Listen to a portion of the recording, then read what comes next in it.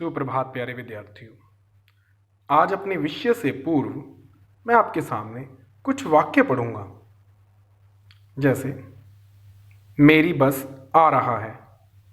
दूसरा, मेरा किताब मुझे वापस करो। तीसरा, गंगा दूषित हो रहा है। लड़का खेल रही है। अध्यापिका पढ़ा रहा है। गिलास टूट गई। तो आप समझ रहे होंगे कि आज मैं इस प्रकार की हिंदी क्यों बोल रहा हूँ और इस प्रकार के जो वाक्य मैंने पढ़े वो क्यों पढ़े। तो मैं बताना चाहूँगा कि ये जो वाक्य हैं वे अशुद्ध हैं और इनको शुद्ध करने के लिए क्या करना चाहिए। इन्हें शुद्ध करने के लिए, इन्हें शुद्ध बोलने के लिए और शुद्ध लिखने के लिए संज्ञा का पता होना चाहिए। संज्ञा के लिंग का पता होना चाहिए। लिंग ना पता होने की वजह से इन वाक्यों में उच्चारण में गलतियां हुई हैं। संज्ञा का लिंग क्या है उसका पता हमें कैसे चलेगा, उसके लिए हमारा आज का विषय लिंग आपकी सहायता करेगा। तो आज का हमारा विषय है लिंग। आज हम पढ़ेंगे लिंग क्या है और इसके कितने भेद हैं।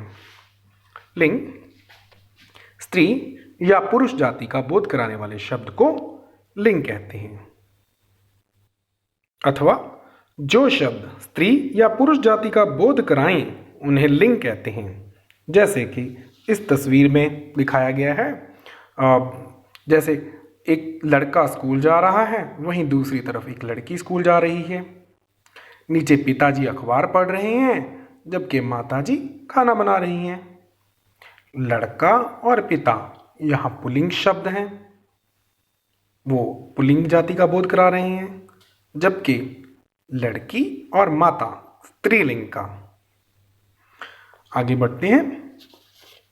लिंग के भेद। हिंदी व्याकरण के आधार पर लिंग के दो भेद हैं, दो प्रकार होते हैं। एक है पुल्लिंग और दूसरा है स्त्रीलिंग। स्त्रीलिंग कई बच्चे इसका गलत उच्चारण यानी इस शब्द को गलत बोलते हैं। जैसे स्त्रीलिंग कहने की बजाय छोटी ई से शुरू करते हुए वो इसे स्त्रीलिंग बोलते हैं, जो कि गलत है। इसी प्रकार एक और उदाहरण है, जैसे स्कूल, इस शब्द में भी ई आगे लगा करके इसे स्कूल बोलते हैं, जो उच्चारण की दृष्टि से गलत है। तो हम भाषा कर रहे हैं तो विद्यार्थियों हमें इस बात का ध्यान रखना है, ठीक है। तो पुल्लिंग जो शब्द पुरुष जाति का बोध कराते हैं उन्हें पुल्लिंग कहते हैं, जैसे कि लेखक, बेटा और भाई। वहीं दूसरी तरफ स्त्रीलिंग जो शब्द स्त्री जाति का बोध कराते हैं उन्हें स्त्रीलिंग कहते हैं, जैसे लेखिका, बेटी और बहन। आगे बढ़ते हैं। पुल्लिंग शब्दों की पहचान। पुल्लिंग शब्दों की पहचान कैसे की जा सकती है? तो कुछ ऐसे तथ्य हैं हमारे पास जिनके आधार पर हम पुल्लिंग शब्दों की पहचान कर सकते हैं। जैसे कि देश के नाम हो, अगर देशों का नाम हो जैसे नेपाल, भारत या पाकिस्तान, तो वो हमेशा पुल्लिंग कहलाते हैं। इसी प्रकार से दिनों के नाम हो जैसे सोमवार, मंगलवार। पहाड़ों के नाम हो हिमालय, सतपुड़ा। अनाज का नाम हो गेहूँ, चावल, बाजरा। रत्न हो गए हीरा, पन्ना, मूंगा।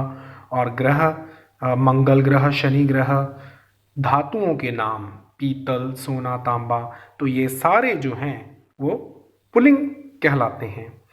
विद्यार्थियों, इसके अलावा अगर किसी शब्द के अंत में प्रत्यय के रूप में आ, पन, पा, अक और न इनका प्रयोग हुआ हो, जैसे बाजा, बचपन, बुढ़ापा, गायक, देन, तो वो भी पुल्लिंग ही कहलाएंगे। आगे है स्त्रीलिंग शब्दों की पहचान कैसे की जा सकती है। तो इसके लिए है कुछ उदाहरण, जैसे कि भाषाओं के नाम जो होते हैं, हिंदी हो, पंजाबी हो, अंग्रेजी हो, तो वो सदैव स्त्रीलिंग में आते हैं। नदियों के नाम हो गंगा, यमुना, सरस्वती। लिपियों के नाम हो देवनागरी हो, गुरुमुखी हो या रोमन हो। शक्ति सूचक चिन्ह जितने भी होते हैं, सेना, समिति। और आखिर में कोमल भाव शब्द जो होते हैं जैसे करुणा, दया, तो वो सारे स्त्रीलिंग शब्दों की पहचान की जा सकती है उनसे।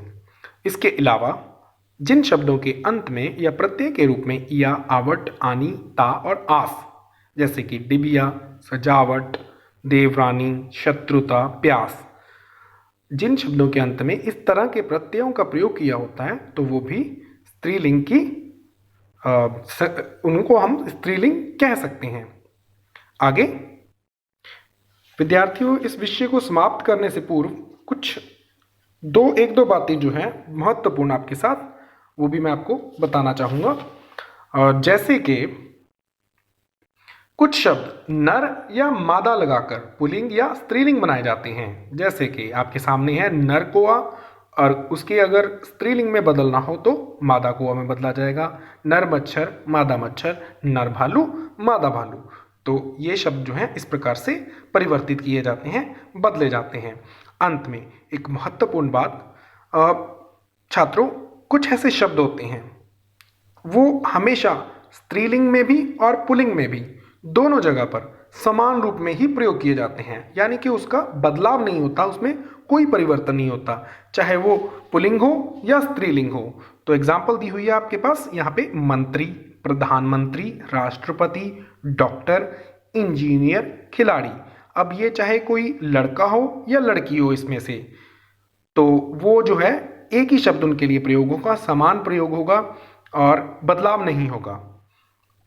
आशा है कि आपको मेरा आज का विषय समझ आ गया होगा। धन्यवाद।